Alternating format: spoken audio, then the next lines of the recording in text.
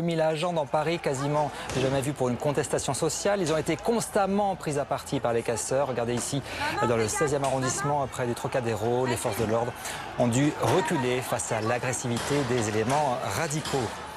Et après le passage des casseurs,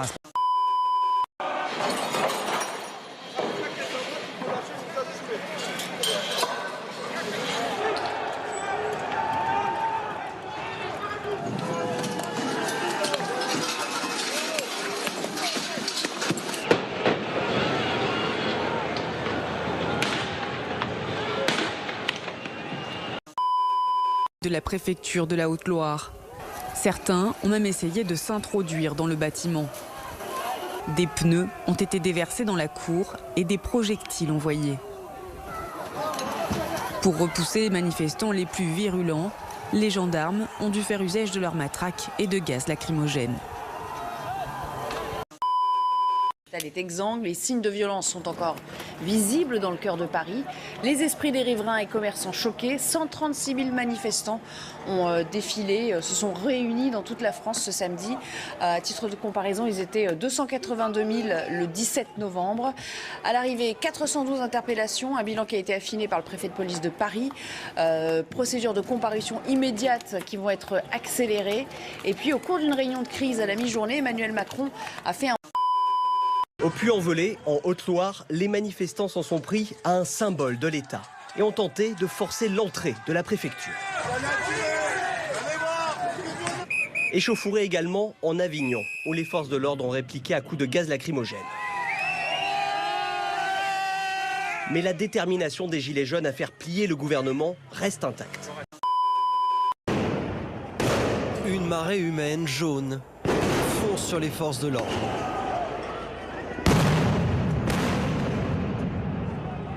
Au pied de l'Arc de Triomphe, les affrontements sont violents. Des gilets jaunes se sont postés autour de la tombe du soldat inconnu, comme pour la protéger.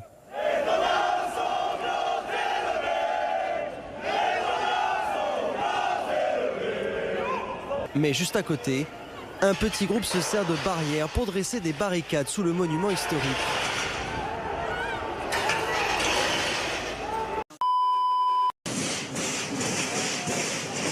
Des casseurs réussissent à pénétrer dans un hôtel particulier. Ils y mettent le feu. Au fil des heures, les scènes de guérillas urbaines se multiplient et surtout se propagent à d'autres quartiers de la capitale. Des groupuscules cagoulés, visiblement habitués à cette violence urbaine, se dispersent et prennent pour cible des endroits symboliques. Près de la place de la Concorde, une boutique de luxe est détruite.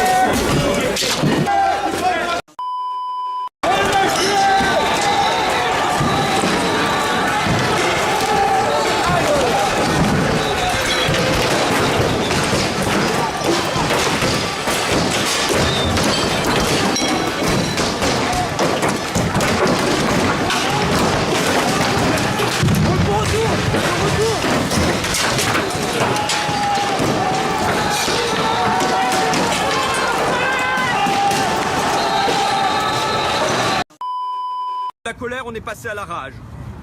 L'orgueil du président de la République, sa surdité, son obstination, son absence de concession sont une machine à haine. Qu'ai-je entendu durant 2 jours? Il va terminer comme Kennedy. Si je le croise, tant pis, je monterai en prison. Vous voyez la croix sur le terre-plein? Il va finir pareil. Ces mots sont prononcés par des intérimaires, par des retraités paisibles, des habitants ordinaires. Et durant 2 jours, je me suis appliqué à les tempérer, à argumenter, à modérer. La violence ne mène à rien. Que disent les Français que j'ai rencontrés? Que M. Emmanuel Macron doit maintenant partir.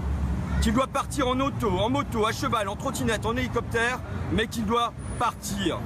Qu'il doit partir avant de rendre notre pays fou. Fou de rage, complètement fou. Qu'il doit partir pour ramener la paix sociale, la concorde nationale.